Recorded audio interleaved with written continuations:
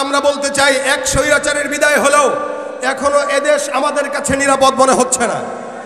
চাঁদাবাজি আগেও চলেছে, এখনো কেউ কেউ করার পায়তারা করতেছে। শিক্ষা নিতে হবে অতীত থেকে। কেউ যদি অতীত থেকে শিক্ষা না নেয়, এখনো জায়গায় জায়গায় আমরা অনেক জায়গায় দেখছি কিছু কিছু জায়গায় আলেমদেরকে অত্যাচার করা হচ্ছে। কিছু কিছু জায়গায় মাহফিলেও আমাদের দেশের নব্য নেতারাও ঘন্টার পর ঘন্টা বক্তৃতা দিয়ে সময় পার করছে। আমরা নতুন কোনো বাংলাদেশকে নতুন কোনো স্বৈরাচারীদের হাতে তুলে দিতে চাই। এজন্য আমরা ক্ষমতার পালাবদল অতীতে দেখেছি। এক সরকার গিয়েছে তো আরেক সরকার এসেছে, শান্তি আমরা দেখি নাই। শান্তি যদি দেখতে চান, কোরআন সুন্নাহর দেশ ছাড়া শান্তি দেশে আশা করা যায় না। এজন্য কোরআন আছে যেখানে, জবান খুলে বলেন ইসলাম আছে যেখানে, কোরআন সুন্নাহ যেখানে, ইনশাআল্লাহ কোরআনের বাংলাদেশ হবে আগামীর বাংলাদেশ, ইসলামের বাংলাদেশ হবে আগামীর বাংলাদেশ। আল্লাহ পাক এদেশকে ইসলামের বাংলাদেশ হিসেবে কবুল করুক, বলেন আমিন। কাউকে ছাড় দিয়ে কথা বলার সুযোগ আছে? আলহামদুলিল্লাহ। আগেও বলি নাই, এখনো বলবো না। আগেও বলি নাই বলে আমাদের নামও শ্বেতপত্রের লিস্টে ছিল। আমাদের নামও 116 জনের ভিতরে 35 জনের ভিতরে ছিল। কেন? অনেক জায়গায় এরকমও হয়েছে, এই যে আপনাদের আশেপাশের কথাই বলি, এরকমও হয়েছে আসছি, প্রশাসনের ভাই এসে বলছে হুজুর দয়া করে পরিস্থিতি ঘোলাটে করা দরকার নাই, আসছেন মাহফিলে খানা খেয়ে চলে যান। এরকম আগেও হয়েছে। যত ওলামা একরাম বাংলাদেশে যারাই হকের পক্ষে কথা বলেছে, বাতিলের বিরুদ্ধে কথা বলেছে, কিছু না কিছু টার্গেটে তারা পড়েছে। তো সুতরাং টার্গেটে আগেও ছিলাম, এখনো আছি, ভবিষ্যতেও থাকবো। হকের কথা বলতে যে টার্গেটে আমি কেন, আপনারাও থাকতে পারেন, তবে হকের আওয়াজ ছাড়া যাবে না। যতদিন পর্যন্ত রক্ত এই দেহে আছে, প্রত্যেকটা ইমানদার ইমানের মজবুতি কওয়াত নিয়ে ইনশাআল্লাহ সমাজে বাঁচতে হয় বাঁচবো, মরতে হয় মরবো। ইমানকে অন্তরে ধারণ করতে যে 100 বার শাহাদাত বরণ করতে হলে 100 বার শাহাদাত বরণ করতে রাজি কারা কারা দুহাত তুলে দেখা।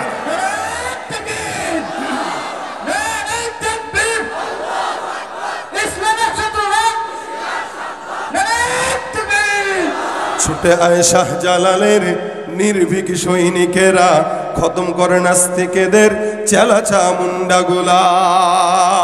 অলিদের এই ভূমিতে বিপ্লবেরই মশাল জ্বালা, অলিদের এই ভূমিতে বিপ্লবেরই মশাল জ্বালা। ছুটে আয় শাহজালালের নির্ভীক সৈনিকেরা, খতম করে নাস্তিকেদের চেলা চামুন্ডাগুলা। শাহজালালের স্বপ্ন ছিল আল কোরআনের জ্বলবে আলো, শাহজালালের স্বপ্ন ছিল আল কোরআনের জ্বলবে আলো। সেই আলো ছড়িয়ে দিতে, সেই আলো ছড়িয়ে দিতে বিপ্লবেরই মশাল জ্বালা। ছুটে আয় শাহজালালের নির্ভীক সৈনিকেরা, খতম করো নাস্তিকেদের চেলা চামুন্ডাগুলা। অলিদের এই ভূমিতে বিপ্লবেরই মশাল জ্বালা, অলিদের এই ভূমিতে বিপ্লবেরই মশাল জ্বালা। ছুটে আয় শাহজালালের নির্ভীক সৈনিকেরা, খতম করো নাস্তিকেদের চেলা চামুন্ডাগুলা। ঠিক কিনা ভাইরা? আমরা আমাদের পরিচয় কি? আমরা ইমানদার। আমাদের পরিচয় কি? আমরা মুসলমান। যারা এখানে আছেন সকলেই তো মুসলমান, সকলেই মুসলমান। বলেন আলহামদুলিল্লাহ। এটা আল্লাহ পাকের খুসুসি রহমত আমাদের উপরে। আমরা কি আল্লাহকে বলছিলাম যে আল্লাহ মুসলমান বানান? হ্যাঁ, বলছিলাম যে মানুষ বানান। আল্লাহ মানুষও বানিয়েছেন, মুসলমানও বানিয়েছেন। যদি আল্লাহ পাক আমাদেরকে হিন্দু বানাতেন, বড় বিপদে পড়তাম। খ্রিস্টান বানাইতেন, বিপদে পড়তাম। নাস্তিক বানাইতেন, বিপদে পড়তাম। ইয়াহুদির ঘরে জন্ম দিতেন তো বিপদে পড়তাম। কেন? বলে ইয়াহুদির ঘরে জন্ম নিয়ে মুসলমান হওয়া বহুত টাফ, এত সোজা না, অনেক কঠিন। কেননা আপনি ফিতরাতিভাবে জন্মসূত্রে আপনি ইয়াহুদির ঘরে জন্মগ্রহণ করবেন, বিধর্মীর ঘরে জন্মগ্রহণ করবেন, আবার মুসলমান হবেন, এটা অনেক কষ্টের বিষয়। গ্যারান্টি নাই যে মুসলমান হবেন, কিন্তু আলহামদুলিল্লাহ ইমানদারের ঘরে জন্ম নিয়েছেন, আশা করা যায় একদিন না একদিন জান্নাতে যাবেন। কারণ রাসূল বলেছেন, মান ক্বালা লা ইলাহা ইল্লাল্লাহ ঈমানান ওয়া ইহতিসাবান ফাদাখালাল জান্নাহ। কেউ ঈমানের সঙ্গে ইহতিসাবের সঙ্গে একবার যদি কালেমা পড়ে, ও জান্নাতে ঢুকে যাবে। সুবহানাল্লাহ। আস্তে কোন, জোরে কোন। নবীর কথা সত্য না মিথ্যা? রাসূল বলেছেন কেউ ঈমানের সঙ্গে একবার পড়বে তো কোথায়? জান্নাতে। তাহলে যেই ব্যক্তিটা মুশরিক হয়ে জন্মগ্রহণ করলো, তার কি কালেমা পাঠ করার সুযোগ আছে? তাহলে জান্নাতে যাওয়ার কোনো সুযোগ নাই। তবে কপাল যদি ভালো থাকে হয়তো 1000-এর ভিতরে একজন যারা মুশরিকের ঘরে জন্ম নিয়েও কি হয় মুসলমান। তবে এটা কঠিন, বহুত কঠিন।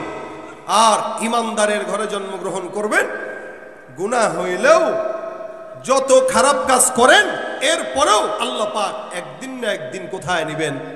জান্নাতে। তবে হ্যাঁ, একদিন যে একদিন নিবেন, একটু পিটান দিয়ে নিতে পারেন, গুনাহের কারণে সাময়িক আযাব দিয়ে নিতে পারেন, তবে নিবেন ইনশাআল্লাহ। আমার তো বিশ্বাস এখানে আমরা যারা বসা প্রত্যেকে জান্নাতে যাবো ইনশাআল্লাহ। জোরে বলেন ইনশাআল্লাহ। আমাদেরকে জান্নাতে নিবে না নিবে কাকে?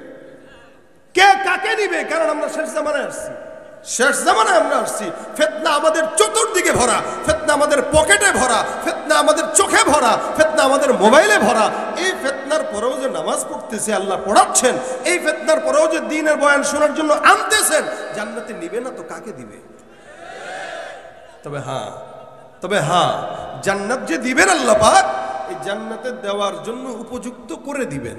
যেমন সাদা কাপড় পরে আসছি, একটু ঝোল লাগলো, ময়লা লাগলো, আপনার বউ ধুইতে গেল, গ্রামগঞ্জের মহিলারা কাপড় ধুইছে, এখানে ভিতরে একটা কাপড় বাঁধে, আগে মাজায় বাইদা হাতের ভিতরে নেয়, নিয়ে এখানে উঠে দেয় আসার, কি আসার দেয়, তাও ভালো জায়গায় না, খড়খড়া জায়গায়। এই খড়খড়া জায়গায় আসার দেয় কাতে, যাতে ময়লাগুলো দূর হয়। অথবা ওয়াশিং মেশিনেও যদি ফেলেন, এমনি এমনি ঘুরে। কি বলেন? আপনি যদি ওয়াশিং এর ভিতরে ঢুকেন, আপনি থাকতে পারবেন নাকি? ঘুরে। এই ঘুরার কারণেই পরিষ্কার হয়। আর আপনি আপনার বউরে বলেন, এরে গোলামের জি, 600-700 টাকার গজের কাপড়, এত জোরে জোরে আসার দিতেছো, মায়া লাগে না? এখন আপনার বিবি করলো কি, যে আমার স্বামী যেহেতু জোরে জোরে ডললে কষ্ট পায়, আদর করে ধুই, এবার এমনি এমনি ধুইতেছে, সাবানটা নিয়ে এই মোহাব্বত করে আদর করে করে ধোয়। পরের দিন স্ত্রী করে সুন্দর করে মানজা দিয়ে পাঞ্জাবি পড়ছেন, তাকায় দেখেন এখানে ময়লা, এখানে ময়লা, এখানে ময়লা, মেজাজ গেছে খারাপ হয়। তোর মতো মহিলারা বিয়ে করে জিন্দগি শেষ, কাপড় ধুইতে পারস না। এবার বোর কাছে কাপড়টা ফিকা দিয়ে ফেলাইলেন, নে তোর কাপড় তুই নে, কি ধুইলি এটা? আপনার বিবি বলবে, আসার দিলেও দোষ, আদর করলেও দোষ। কাপড়ের ভিতরে ময়লা লাগছে, আদর করলে যাবে ময়লা? এই কাপড়কে পরিষ্কারের জন্য জোরে ডলতে হবে, আছাড়ও দিতে হবে। ইমানদারের বডিতেই মাঝে মাঝে গুনাহের ময়লা, জেনার ময়লা, গিবতের ময়লা, শিকায়েতের ময়লা, শত্রুতার ময়লা লাগে। আল্লাহ পাক ইমানদারকে জাহান্নামে দেন সাজার জন্য না, ময়লা দূর করে জান্নাতের উপযুক্ত বানানোর জন্য দেন। এতে কিছু ময়লা থাকে, এই ময়লা দূর করার জন্য দেন। ময়লা দূর হবে তো ইনশাআল্লাহু আমিন, সোজা জান্নাতে ঢুকায় দিবেন।